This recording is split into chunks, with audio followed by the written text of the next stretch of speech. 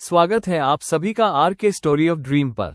मैं हूं आपकी होस्ट और आज मैं आपके लिए लेकर आई हूं एक ऐसी रोमांचक कहानी Ravi empress of the seven flames A rebirth cultivation saga जो आपको शुरुआत से लेकर अंत तक बांधे रखेगी।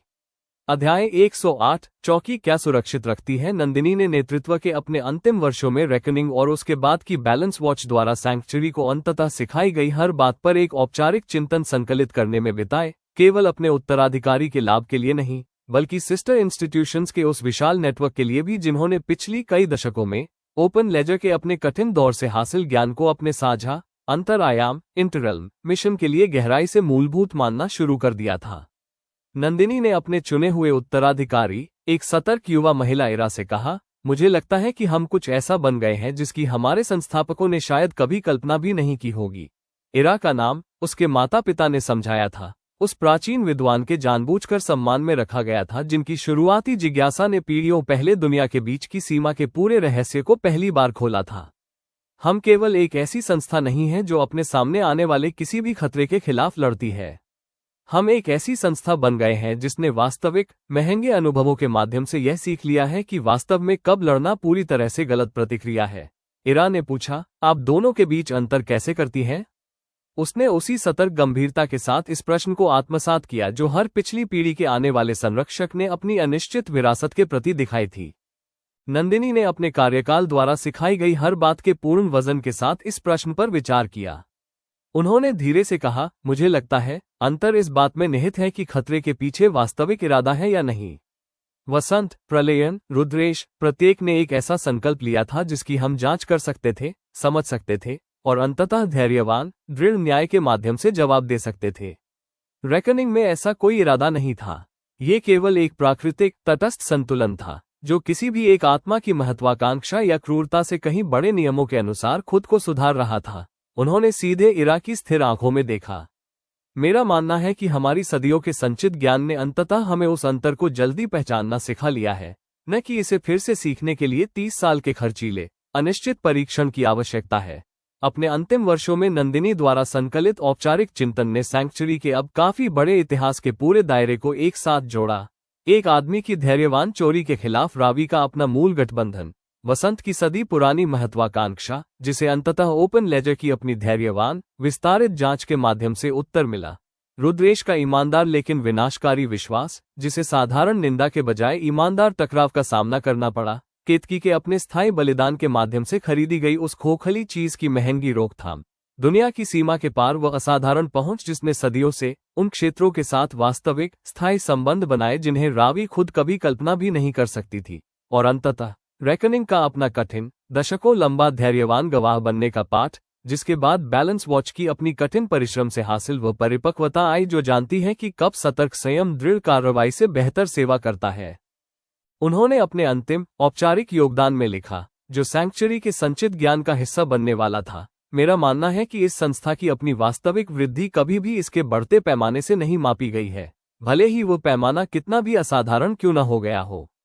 इसके बजाय यह इसकी बढ़ती बुद्धिमत्ता से मापी गई है, खतरों की पहचान करने और धैर्यवान विनम्रता की आवश्यकता वाले रहस्यों के बीच अंतर करने की इसकी बढ़ती क्षमता, और बिना किसी गारंटी के कि वे अंततः कैसे या कब हल होते हैं, केवल ईमानदारी से सहन करने के साहस की मांग करने वाले संकटों और मौसमों के बीच का अंतर। नंदिनी अपनी काफी अधिक उम्र में शांति से इस दुनिया से विदा हुई और आने वाली पीढ़ियों द्वारा उनके कार्यकाल को उस संरक्षक के रूप में याद किया गया जिसने अंततः संकटों की सदियों द्वारा धीरे धीरे सैंक्चुरी को सिखाई गई परिपक्व कठिन अर्जित बुद्धिमत्ता को पूरी तरह से स्पष्ट किया था। कोई एक नाटकीय विजय नहीं, बल्कि इस बात की वास्तविक व्यापक समझ की पर्याप्त पीढ़ियों में ईमानदारी से सहेजे गए धैर्यवान प्रेम से आखिरकार किस तरह की संस्था बनती है।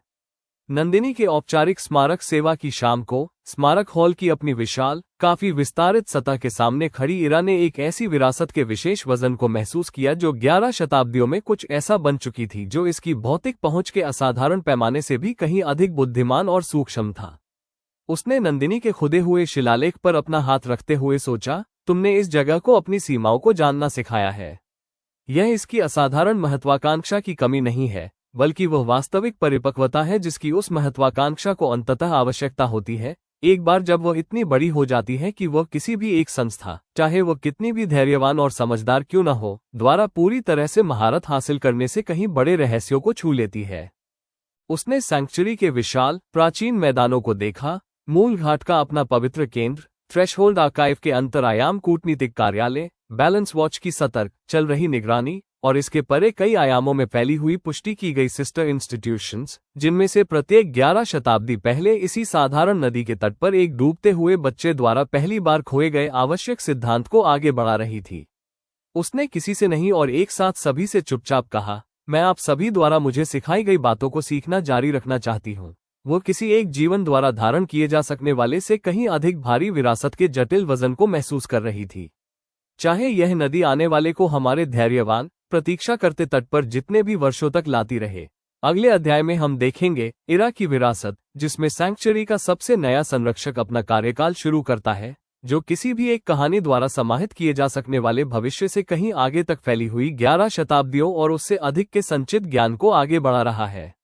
अध्याय 109 इरा की विरासत। इरा ने औपचारिक नेतृत्व के अपने पहले वर्ष का उपयोग कुछ ऐसा करने में किया जिसे उसके किसी भी तात्कालिक पूर्ववर्ती ने कभी इतने सीधे तौर पर प्राथमिकता नहीं दी थी। अभयारण्य के अपने विशाल नेटवर्क में व्यक्तिगत रूप से और बिना किसी औपचारिक घोषणा के यात्रा करना, व्यक्तिगत काल भ्रष्ट बच्चों के पास बैठना, और 11 शताब्दी पहले रावी ने कभी एक छोटी गंभीर लड़की कीर्ति को जो धैर्यपूर्वक और बिना किसी जल्दबाजी के ध्यान दिया था, उसी के साथ उनकी अपनी विशेष कहानियां सुनना। उसने अभयारण्य की अपनी उत्तरी चौकी में 7 वर्ष के एक लड़के को पाया जिसका नाम अद्विक था, जो अभी अभी आया था, जिसकी अपनी रची बसी प्राचीन आंखें उस विशेष वजन को लिए हुए थीं जिसे 11 शताब्दियों से हर संरक्षक ने स्पष्ट रूप से देखते ही पहचानना सीख लिया था। आप नई संरक्षक हैं, उसने बिना किसी औपचारिकता के कहा, उसे ऐसी सीधी नजरों से देखते हुए जिससे चौकी के कई कर्मचारियों ने आपस में मुस्कुराते हुए एक दूसरे को समझी बूझी नजरों से देखा। हर कोई आपके आने की ही बात कर रहा है। इरा ने उसी सावधान धैर्य के साथ उसके पास बैठते हुए कहा, जो रावी के अपनी सदियों पुराने उदाहरण से अभयारण्य के नेतृत्व की हर पीढ़ी को सिखाया था, मैं हूं। हालांकि कुछ दिन मुझे ऐसा महसूस नहीं होता कि मैं विशेष रूप से नई हूं। मुझे ऐसा लगता है जैसे मैं अभी भी यह सीख रही हूं कि इस शब्द का वास्तविक अर्थ क्या है। अद्वैक ने उस सीधी और स्पष्ट बेबाकी के साथ पूछा जिसे इरा ने अपने औपचारिक प्रशिक्षण के वर्षों में हाल ही में आए उन काल भ्रष्ट बच्चों के बीच एक आम धागे के रूप में पहचानना सीख लिया था, जो अभी भी अपनी इस असंभव परिस्थिति के अजीब चक्कर से जूझ रहे थे। क्या आपको अपनी मौत याद है? इरा ने ईमानदारी से स्वीकार किया, मुझे याद नहीं है। मैं खुद काल भ्रष्ट नहीं हूं। मैं केवल एक ऐसी इंसान हूं जो इस अभयारण्य की अपनी कहानी को सुनते हुए बड़ी हुई है, जैसा कि महाद्वीप के अधिकांश बच्चे आखिरकार बड़े होकर सुनते हैं, और जिसने अपना जीवन इसे आगे बढ़ाने में बिताने का फैसला किया, चाहे वो किसी भी तरह से हो। अद्वैक ने इस पर सच्चे और सावधानीपूर्वक विचार के साथ सोचा। क्या इससे आप उन संरक्षकों की तुलना में कम महत्वपूर्ण हो जाती हैं जो खुद काल भ्रष्ट थे? इरा ने अपने सीने में कुछ गर्मजोशी महसूस की और उस सवाल के पीछे छिपी सच्ची और स्पष्ट समझ को पहचाना। उसने कहा, मुझे नहीं लगता कि महत्व इस तरह काम करता है। मुझे लगता है कि यह जगह हमेशा से ऐसे लोगों से बनी है जो अपनी मर्जी से और ईमानदारी से उस व्यक्ति के साथ खड़े होना चुनते हैं जिसे इसकी जरूरत होती है। काल भ्रष्ट आत्माएं और साधारण स्वयंसेवक दोनों, जिनमें से प्रत्येक वह योगदान देता है जो उनके पास वास्तव में देने के लिए होता है। मेरा मानना नहीं है कि खुद रावी ने कभी चाहा होगा कि एक तरह का योगदान दूसरे से अधिक महत्वपूर्ण हो। उसने आने वाले महीनों में अपनी शांत व्यक्तिगत यात्रा जारी रखी। दक्षिणी प्रांतों की एक युवा लड़की जिसका परिवार अभी अभी हिचकिचाहट के बाद औपचारिक समर्थन के लिए सहमत हुआ था। थ्रेशहोल्ड आर्काइव के विद्वानों के विंग में एक बुजुर्ग काल भ्रष्ट व्यक्ति, जिसके अंतर क्षेत्रीय संपर्क पर दशकों के समर्पित शोध ने उसे अपने आप में एक जीवित संस्था बना दिया था। औपचारिक प्रशिक्षण से ताज़ा स्नातक एक युवा समन्वयक, जो अपने पहले अकेले क्षेत्र असाइनमेंट की तैयारी कर रही थी। इरा ने अपने वरिष्ठ सलाहकार से अपनी अनूठी शैली को परिषद के सामने अपनी कार्यकुशलता के कुछ महीनों बाद प्रस्तुत करते हुए कहा, मैं इस जगह को उसी तरह समझना चाहती हूं जिस तरह रावी खुद इसे समझती थी। केवल औपचारिक रिपोर्टों और प्रशासनिक सारांशों के माध्यम से नहीं, चाहे वे कितने भी संपूर्ण क्यों न हों, बल्कि उन वास्तविक व्यक्तिगत जीवन के माध्यम से जिनकी सेवा करने के लिए यह अस्तित्व में है। एक समय में एक ईमानदार बातचीत के माध्यम से उसके सलाहकार ने पूछा, आपने यात्रा के इन महीनों में क्या सीखा है? इरा ने इस सवाल पर सावधानी से विचार किया। उसने कहा, मैंने ये सीखा है कि 11 शताब्दियों का संचित ज्ञान असल में इस जगह के दिन प्रतिदिन के काम के मूल स्वरूप को नहीं बदल पाया है। यह अभी भी अपने सबसे बुनियादी आवश्यक स्तर पर बिल्कुल वैसा ही है जैसा उस रात था जब तारा ने पहली बार इस नदी से एक डूबते बच्चे को बाहर निकाला था। कोई डरा हुआ है और कोई इतना धैर्यवान है जो उस डर के पास बैठ सके, ठीक उतनी ही देर तक जितनी देर बैठने में लगती है। एक बार जब उसने अपना व्यापक व्यक्तिगत सर्वेक्षण पूरा कर लिया तो उसका औपचारिक नेतृत्व इसी पुनर्खोजे गए आवश्यक समझ के इर्द गिर्द आकार लेने लगा। कोई व्यापक संस्थागत सुधार नहीं, जैसा कि उसके कई अधिक महत्वाकांक्षी पूर्ववर्तियों ने किया था, बल्कि ठीक उसी व्यक्तिगत मानवीय स्तर के ध्यान पर एक सावधानीपूर्वक जानबूझकर दिया गया पुनरुद्धार जिसे मेहर की बहुत पहले की चिल्ड्रंस काउंसिल ने पहली बार आग्रह किया था कि अभयारण्य औपचारिक रूप से रक्षा करे। समुदाय के सदस्यों के सामने अपने कार्यकाल के लिए अपनी औपचारिक दृष्टि प्रस्तुत करते हुए उसने कहा, मेरा इरादा कुछ भी नाटकीय रूप से नया बनाने का नहीं है। इसके बजाय मेरा इरादा ये सुनिश्चित करना है कि इस अभयारण्य ने 11 शताब्दियों में पहले से ही जो कुछ धैर्यपूर्वक बनाया है वो उसी उद्देश्य को पूरा करना जारी रखे जिसके लिए ये हमेशा बना था, संस्थागत पैमाने के लिए नहीं बल्कि वास्तविक व्यक्तिगत देखभाल के लिए, जो ईमानदारी और धैर्य के साथ किसी भी ऐसे व्यक्ति को दी जाए जिसे इसकी आवश्यकता हो। एक समय में एक डरा हुआ बच्चा और एक कठिन दिन। अध्याय 110 11वीं शताब्दी अभयारण्य के व्यक्तिगत मानवीय स्तर के काम के अपने मूल सावधानीपूर्वक सर्वेक्षण के बाद के दशकों में इरा का अपना कार्यकाल एक ऐसे तालमेल में ढल गया जिसे कई पुराने कर्मचारियों ने सच्ची गर्माहट के साथ एक शांत पुनर्जागरण के रूप में देखा। कोई व्यापक संस्थागत सुधार नहीं बल्कि व्यक्तिगत सतर्क ध्यान का एक धैर्यवान सचेत सुदृढ़ीकरण, जिस पर हर पीढ़ी के अपने सबसे कठिन सबक अंततः किसी न किसी रूप में अभयारण्य के वास्तविक अपरिवर्तनीय हृदय के रूप में लौट आए थे। उत्तरी चौकी पर छोटे गंभीर लड़के के साथ अपनी मूल बातचीत के लगभग 15 साल बाद उसने अपनी वरिष्ठ परिषद को रिपोर्ट देते हुए कहा, अद्विक ने इस सीजन में अपने औपचारिक समन्वयक प्रशिक्षण को पूरा कर लिया है और उसने उस जीवन को अपनी व्यक्तिगत रूप से छुई गई प्रेरणा से एक समर्पित योगदान में बदलते देखने की खास गर्माहट महसूस की। उसने ठीक उसी प्रकार के आउटरीच कार्य के लिए असाइनमेंट का अनुरोध किया है जिसे कभी पीढ़ियों पहले मेहर ने शुरू किया था।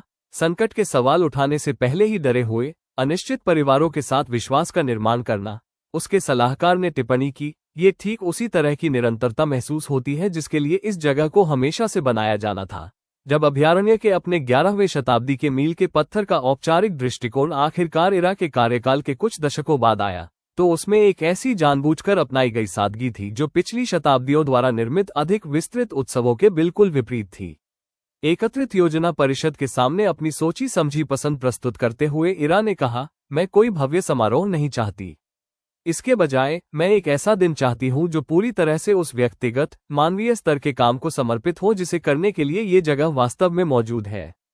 हमारे पूरे नेटवर्क का हर समन्वयक, हर विद्वान, हर हीला, मैं चाहती हूं कि यह मील का पत्थर जश्न द्वारा नहीं बल्कि बस अतिरिक्त देखभाल और ध्यान के साथ हमारे द्वारा हर एक दिन किए जाने वाले साधारण आवश्यक कार्यों को करके ही चिन्हित किया जाए।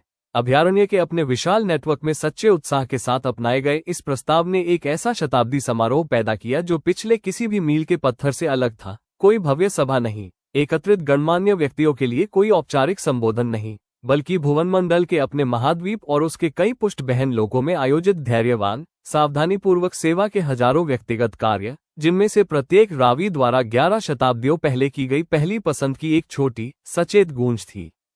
इरा ने खुद इस मील के पत्थर के औपचारिक दिन को ठीक वहीं बिताया जहां उसने अपने कार्यकाल के कई शांत पल बिताए थे, एक नए आए काल भ्रष्ट बच्चे के साथ बैठकर जो अनाया नाम की एक छोटी डरी हुई लड़की थी जो केवल हफ्ता भर पहले ही आई थी और अपनी ही ईमानदार स्वीकारोक्ति के अनुसार इस बात को लेकर अनिश्चित बनी हुई थी कि क्या वो वास्तव में कहीं से भी ताल्लुक रखती है।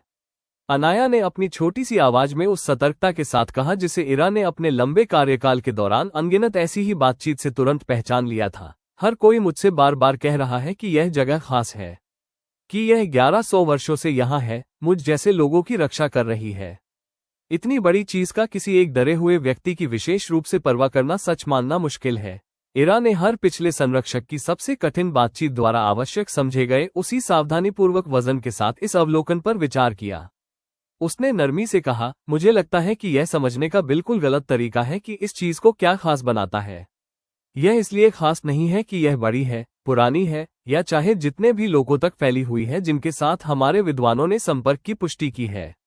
यह इसलिए खास है क्योंकि उन 11 शताब्दियों के उस बड़े आकार के बावजूद इसने कभी भी एक पल के लिए भी किसी एक डरे हुए व्यक्ति की विशेष रूप से परवाह करना बंद नहीं किया है। आप अभी ये बिल्कुल बातचीत इस जगह द्वारा बनाई गई किसी भी अन्य चीज की तरह ही उतनी ही महत्वपूर्ण है। अनाया एक लंबी विचारमग्न पल के लिए इसके साथ बैठी। उसका छोटा सा चेहरा कुछ ऐसा सोच रहा था जो उसकी उम्र से कहीं अधिक गहरा प्रतीत होता था। उसने पूछा, आपको कैसे पता कि यह वास्तव में सच है? और यह सिर्फ इसलिए नहीं है कि नए आने वालों को बेहतर महसूस कराने के लिए आपको ऐसा कहना चाहिए? इरा मुस्कुराई और उसने उस सवाल में हर पीढ़ी के नए आए काल भ्रष्ट बच्चों द्वारा 11 शताब्दियों के प्रलेखित इतिहास में इस सटीक बातचीत के लिए लाई गई पैनी ईमानदार संशयवादी भावना को पहचान लिया। उसने ईमानदारी से कहा, क्योंकि जब मैं यहाँ काम करने पहली बार आई थी तो मैंने भी यही सवाल खुद से पूछा था। और मैंने संरक्षक के रूप में अपना पहला साल इस पूरे नेटवर्क की यात्रा करने में बिताया, हजारों व्यक्तिगत वार्ताओं के खिलाफ उस दावे का परीक्षण किया, बिल्कुल इसी तरह की बातचीत के साथ। मैंने हर बार पाया कि यह सच साबित हुआ। ऐसा इसलिए नहीं कि यह जगह परफेक्ट है, यह नहीं है, और इसका अपना सतर्क ऑनेस्ट लेजर हर विफलता को हर जीत के साथ दर्ज करता है, ठीक इसलिए ताकि कोई भी इसे वह न समझे जो यह नहीं है, बल्कि इसलिए क्योंकि पर्याप्त लोगों ने पर्याप्त पीढ़ियों में ईमानदारी से इसे सच बनाने का विकल्प चुना है, एक समय में एक ईमानदार बातचीत के माध्यम से, ठीक उसी तरह जैसे मैं अभी आपके साथ इसे सच बनाने का विकल्प चुन रही हूं। अनाया का छोटा हाथ इरा के हाथ में आ गया, जो 11 शताब्दियों के दौरान हर डरे हुए काल भ्रष्ट बच्चे द्वारा पहले कभी भी वास्तविक धैर्यवान दया दिखाने वाले किसी भी व्यक्ति को दिया गया भरोसे का वही स्वाभाविक हाव भाव था। उसने धीरे से कहा, मुझे लगता है कि मैं आप पर विश्वास करती हूँ, कम से कम थोड़ा तो। शायद शुरुआत करने के लिए ये काफी है। इरा ने नरमी से कहा, मुझे लगता है कि शुरुआत करने के लिए ये बिल्कुल काफी है।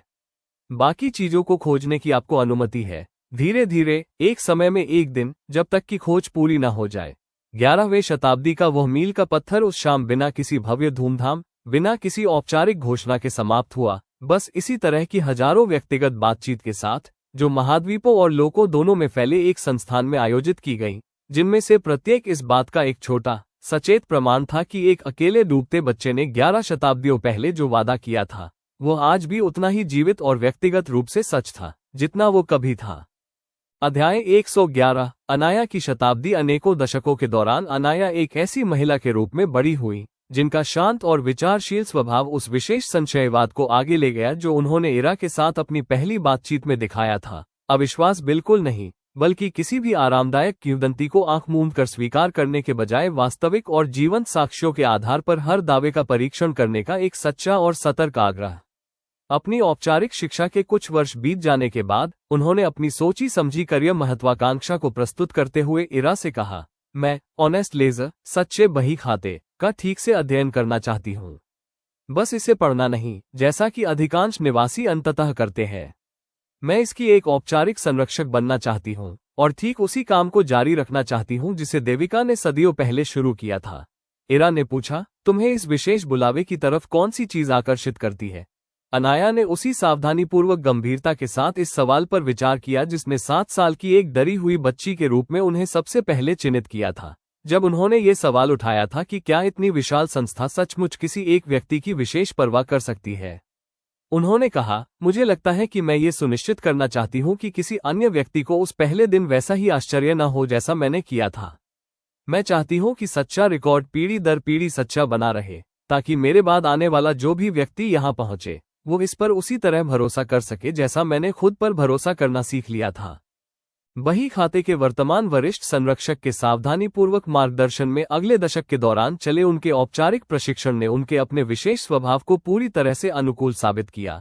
वही धैर्यवान, संशयवादी और गहनता जो कभी इरा के आरामदायक आश्वासन पर सवाल उठाती थी, अब प्रत्येक प्रलेखित विजय और विफलता दोनों को सत्यापित करने के उस कठिन और आवश्यक काम की ओर मुड़ गई, जिससे ये सुनिश्चित हो सके कि अभयारण्य का अपना विशाल ऐतिहासिक रिकॉर्ड अपनी अब व्यापक हो चुकी शताब्दियों में भी वास्तविक और कठोर रूप से ईमानदार बना रहे। अपनी औपचारिक संरक्षकता के कुछ वर्षों के बाद उन्होंने ऐसे निष्कर्ष प्रस्तुत किए जिनमें वास्तविक और सतर्क गंभीरता थी, और इरा को रिपोर्ट करते हुए कहा, मुझे एक विसंगति मिली है। लगभग 4 शताब्दी पहले के एक संरक्षक है जिनके औपचारिक स्मारक शिलालेख में एक बचाव कार्य का वर्णन है जिसे हमारे अपने संग्रहित फील्ड रिपोर्ट वास्तव में इस बात की पुष्टि नहीं करते कि वह वैसे हुआ था जैसा शिलालेख दावा करता है। इरा ने ठीक उसी प्रकार के कठिन और ईमानदार आकलन के विशेष वजन को महसूस किया जिस पर देविका के अपने मूल छात्रवृत्ति ने पहली बार जोर दिया था कि अभयारण्य को हमेशा सामना करने के लिए तैयार रहना चाहिए। उन्होंने पूछा, इससे उस संरक्षक की स्मृति का सम्मान करने के हमारे तरीके पर क्या असर पड़ता है? अनाया ने सावधानी से कहा, मेरा मानना नहीं है कि इसका मतलब उनके योगदान को पूरी तरह से मिटा देना है। उनकी सेवा का व्यापक रिकॉर्ड वास्तविक और महत्वपूर्ण प्रतीत होता है, लेकिन मेरा मानना है कि हम बही खाते के संस्थापक सिद्धांत के प्रति यह ऋणी हैं कि हम विशिष्ट अशुद्धि को सुधारें, न कि केवल इसलिए कि एक आरामदायक लेकिन गलत किंवदंती पहले से ही स्थायी पत्थर पर तराशी जा चुकी है, उसे वैसे ही बने रहने दें। अभयारण्य के लंबे इतिहास में हर पिछले कठिन आकलन के लिए आवश्यक रही उसी सतर्क और आदरणीय गहनता के साथ लागू किए गए इस सुधार ने उस प्रकार की कठोर ईमानदार छात्रवृत्ति के प्रति एक वास्तविक और नए सिरे से प्रशंसा को प्रेरित किया जिसे अनाया के अपने विशेष स्वभाव ने उनकी चुनी हुई पुकार में लाया था। एकीकृत वरिष्ठ परिषद के सामने सुधार के सावधानीपूर्वक समाधान को प्रस्तुत करते हुए इरा ने अवलोकन किया, यही वो सटीक कारण है जिसके लिए ऑनेस्ट लेजर मायने रखता है। हमारी विजय के साथ साथ हमारी असफलताओं का दस्तावेजीकरण करने के लिए ही नहीं, ये सुनिश्चित करने के लिए कि हमारी विजयें भी धीरे धीरे अनजाने में ही सही पर्याप्त शताब्दियों की पुनरावृत्ति के माध्यम से किसी आरामदायक किंवदंती की ओर बह जाने के बजाय सटीक और ईमानदारी से दर्ज रहें। आने वाले दशकों में अनाया के अपने महत्वपूर्ण करियर ने इस कठिन और आवश्यक काम को जारी रखा, अभयारण्य के विशाल ऐतिहासिक रिकॉर्ड को ऐसे कठोर तरीके से सत्यापित, सुधारा और सावधानीपूर्वक संरक्षित किया जिसे उनके अपने कई बाद के उत्तराधिकारियों ने पूरी संस्था की प्रतिबद्धता को वास्तविक और असहज ईमानदारी के प्रति और अधिक मजबूत करने वाला माना। अपने बाद के वर्षों में जब वे दोनों अपने आवधिक लंबे समय से चले आ रहे विचार विमर्शों में से एक के दौरान शांत चिंतन साझा कर रही थी, तब उन्होंने इरा से कहा, मुझे आपके साथ वो पहली बातचीत अक्सर याद आती है। आपने मुझसे कहा था कि यह जगह इसलिए खास नहीं है क्योंकि यह बड़ी है, बल्कि इसलिए क्योंकि यह किसी एक डरे हुए व्यक्ति की विशेष रूप से परवाह करना कभी बंद नहीं करती। मैंने अपना पूरा करियर ये सुनिश्चित करने में बिताया है कि वह दावा ईमानदारी से और कठोरता से सच बना रहे, न कि केवल एक आरामदायक बात जो हम डरे हुए नए आने वालों को बताते हैं, बल्कि कुछ ऐसा जिसे हमारे अपने रिकॉर्ड वास्तव में और ईमानदारी से समर्थन कर सकें। इरा ने पूछा, क्या ये सच बना रहा है? आपकी अपनी सतर्क छात्रवृत्ति ने जो कुछ भी उजागर किया है, उन सब के पार? दशकों की कठिन और ईमानदार जांच के पूर्ण भार के साथ अनाया ने इस सवाल पर विचार किया। अंत में उन्होंने कहा, ज्यादातर, पूरी तरह से नहीं। मैंने वास्तविक विफलताएं पाई है, ऐसे वास्तविक क्षण पाए हैं जहां ये जगह अपने ही बताए सिद्धांतों पर खरी नहीं उतरी। लेकिन मेरा मानना है कि इस संस्था के संपूर्ण और ईमानदार रिकॉर्ड का अध्ययन किसी भी अन्य जीवित व्यक्ति की तुलना में अधिक गहराई से करने के बाद यह आवश्यक दावा सही ठहरता है। इस जगह ने 11 शताब्दियों और उससे अधिक समय में बार बार किसी एक डरे हुए व्यक्ति की विशेष रूप से परवाह करने का वास्तविक और लगातार विकल्प चुना है, तब भी जब ईमानदारी से ऐसा करने की कीमत इसे आराम, सुविधा या किसी बिना जांच की गई सम्मानित किंवदंती की सरल संतुष्टि के रूप में चुकानी पड़ी हो। अनाया अपनी एक महत्वपूर्ण उम्र में शांति से इस दुनिया से विदा हुई और ऑनेस्ट लेजर की निरंतर कठोरता में उनका अपना औपचारिक योगदान अभयारण्य की चुपचाप आवश्यक उपलब्धियों में से एक के रूप में खड़ा है। कोई नाटकीय बचाव या कोई प्रसिद्ध टकराव नहीं, बल्कि यह सुनिश्चित करने का धैर्यवान और कठिन काम की संस्थान का विशाल और संचित इतिहास हर डरे हुए नए आने वाले व्यक्ति द्वारा उसमें रखे जाने वाले भरोसे के वास्तव में योग्य बना रहे। हॉल की काफी विस्तारित सतह पर जोड़े गए उनके अपने स्मारक शिलालेख में सीधे तौर पर लिखा था, अनाया, जो डरी हुई और संशय में डूबी हुई आई थी और जिन्होंने अपना लंबा जीवन ये सुनिश्चित करने में बिता दिया कि यह जगह उस भरोसे के वास्तव में योग्य बनी रहे जो उसने खुद से और उसके बाद आने वाली हर आत्मा से इसमें रखने के लिए कहा था। अगले अध्याय में हम देखेंगे 12वीं शताब्दी का आगमन, जिसमें अभयारण्य की निरंतर वृद्धि नए मील के पत्थर तक पहुंचती है और एक नई पीढ़ी को एक बार फिर ये तय करना होगा कि इस असाधारण, लगातार विकसित होने वाली विरासत का वास्तविक अर्थ क्या है, जिसे ऐसे भविष्य की ओर आगे बढ़ाया जाना है जो किसी भी अकेली कहानी की सीमा से कहीं आगे तक फैला हुआ है।